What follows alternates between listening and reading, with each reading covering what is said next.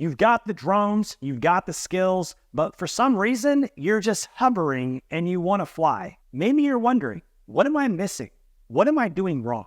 The answer might be simpler than you think: a business plan. Now, you might be thinking, do I need one? Yes, absolutely. Just like you shouldn't fly a drone without a GPS, you really shouldn't start a business without a plan.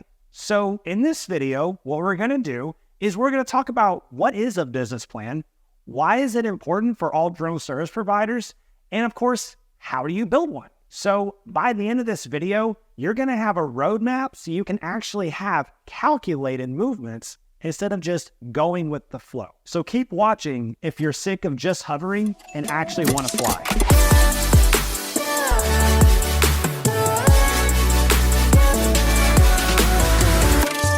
Hi, my name is Chris Guinera, and I'm the CEO of Blue Falcon Aerial. I have significant experience and formal education in marketing, and I want to help new drone service providers or veterans who may just need a fresh perspective increase their leads and generate more conversions for their business. Well, let's get started. So the first thing we should talk about is, what is a business plan? A business plan is a formal written document that details the goals of a business, the strategy for achieving them, and the standards for measuring success. It typically includes information about the organization, marketing, sales, operations, and finances. Typically, there are several components of a business plan. You're going to have the executive summary, company description, marketing analysis, organization and management structure, service or product line, marketing and sales strategy, funding requests, financial projections, and an appendix. All of that sounds like a lot, and honestly, it is. But it is critically important to sit down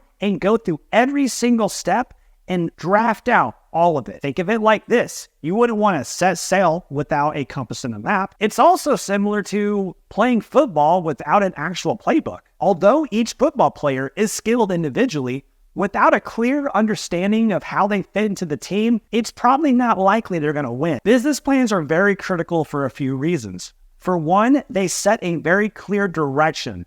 They establish where you are right now, and it also creates a pathway for where you want to be. It helps in defining business objectives, and it also sets clear benchmarks for success. Having a clear business plan also helps with resource allocation. Time, money, and energy are finite resources that must be allocated efficiently. By doing the proper market research, you can make decisions based upon data and not emotions. What type of drone is needed by my potential clients? How many batteries am I going to need? What type of sensors are going to be in high demand based upon your research? What sort of training, software, and equipment is needed to actually provide the deliverables that the market demands? The third reason why you should have a business plan is to attract potential investors. Most investors are going to want to see a very well, properly built business plan so they can fully understand what they're getting themselves into. This industry gets very expensive very quickly,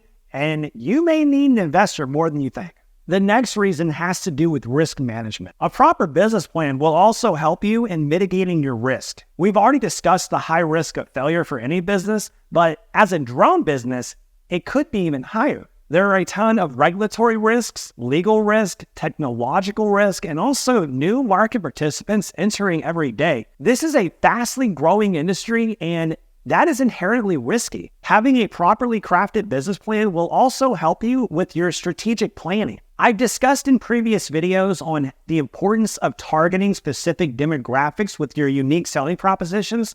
Well, this business plan will actually help you in determining which one are you going to focus. Are you going to do aerial photography for real estate? Are you going to do multispectral for agriculture? Are you going to focus on the solar farm industry with thermography? Maybe you really want to try to get into the emerging field of package delivery using drones, perhaps the search and rescue side. The point here is that there are many different industries that you can go after, and having a properly built business plan will help you make calculated and informed decisions. Now, something else I want to bring up is that a business plan is not a one and done sort of thing. A business plan is a fluid document that should be revisited often. Your business is going to grow and change, and so should your business plan. There may be new technological advances or regulatory changes that make it where you have to adjust. Or you may find out there's an opportunity that you never even considered. The business plan for Blue Falcon Aerial has been adjusted since we started operations. We found out that some of the assumptions we made were not correct, and we found more success in some areas than we thought we would. When things are really tough, you can look back at your business plan and remember why you started in the first place. Why did you think this is a good opportunity?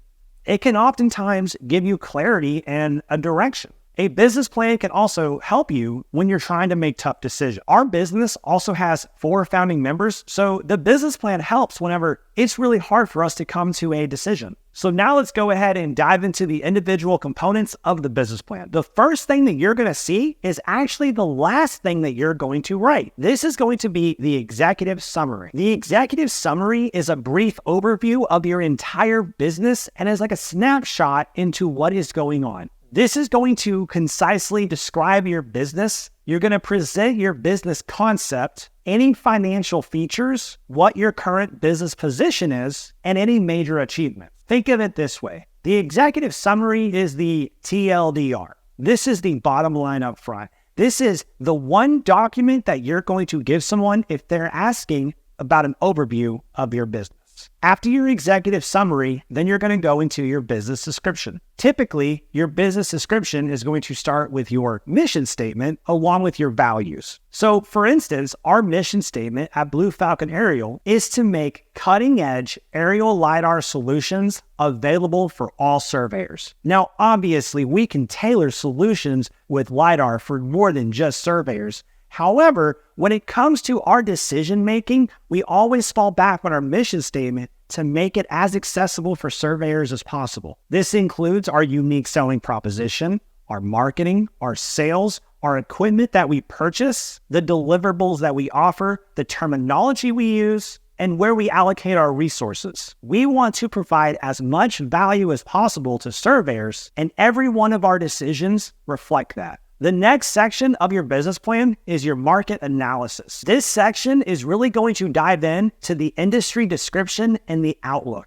You're going to provide as much information as you can find into the growth predictions and also future and current trends in the industry. You want to really dive in on how drones are being used in various sectors. You also want to go into what is the potential of growth. After that, you're going to dive into the target market. You need to dive in and understand everything you can about the industry that you are trying to go after. You need to fully understand their needs, their challenges, their wants, how you provide value to them. In our analysis, we really started to understand how much time and money we were saving surveyors. The value that we brought to them was very obvious. However, we also understood the extreme technical challenges that we were faced with. The level of accuracy and precision needed to meet the requirements was daunting. We recognized it was going to be a massive uphill battle, but hopefully the rewards be worth it. You need to identify your own target market and know everything possible about them. Our CSO, Michael, and our COO, Derek, have had to take extreme measures to deliver the quality that's required and to be able to communicate effectively with these absolute experts and professionals in this industry. We are now well positioned and confident to be able to handle these tasks,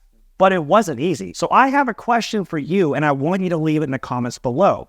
Who is your target market? What are their challenges? What are their needs? How do you provide value to them? Have you done interviews with those in the industry to learn about these challenges, needs, and issues? How many? If it's not double digit, it probably isn't enough. You may think this is extreme. However, this is your business and you need to increase the likelihood of your success. Make sure to check out my videos on unique selling propositions because it's critical to be successful. Now, the last part on your market analysis section is going to be your competitor analysis. You need to look at your competition and understand what are their strengths and weaknesses. Is it already an oversaturated market? Do you have a differentiation between your competitors? And don't be so focused on just drone-related competition. Your target market has been successful for a long time. How have they done it before drones? Do drones actually provide value, or is it just a shiny new toy? This is also really important to understand your features versus your benefits. Your clients don't care about how long your drone can fly and what software you use. They want to know